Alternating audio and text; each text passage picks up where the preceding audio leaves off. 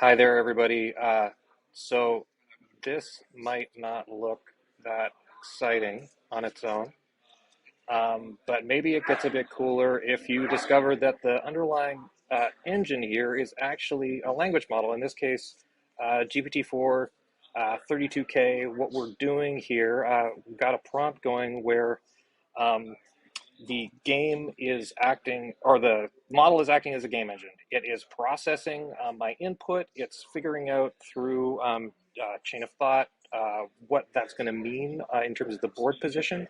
It's tracking the state of the various assets that each player has on the field, the structures. It's got a map going. It's even got like an advisor character that's telling me what's going on and asking me what I want to do next.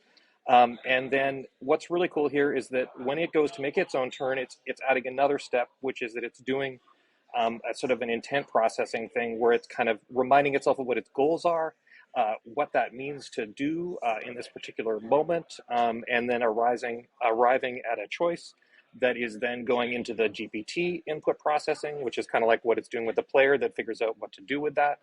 Sorry, I'm getting a bit into the weeds here, but if we go back to the video, you'll see that it's actually pretty cool. So what happens here is, so the first time I played it, it lost quite miserably. It was very it just sort of sent its units into the corner, and I was like, we want to play again.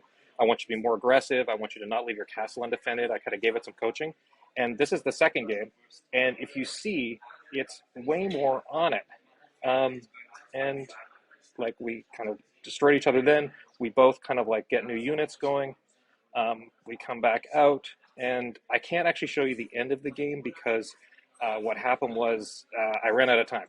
But it was performing way better, super exciting, and the fact that it's like stable, tracking all this state, keeping the logic of the world going. It's also playing a side of it, all in the same, all in the same prompt. It's pretty awesome, and finally, a thought is like I thought about originally doing chess, but like if you think about chess, there's going to be so much chess in the data set. It's like hard to kind of see what it's really doing here. But this is a totally new game. I mean, obviously it bears relationship to other games, but it's a totally new game, and it's just kind of rolling with it. So pretty awesome, very excited, and oh gosh, that's a really nice closing screen that Maya made up. So I'm Matt Sinclair, graphics by Maya, and thanks so much for watching. Hope you liked it. Bye.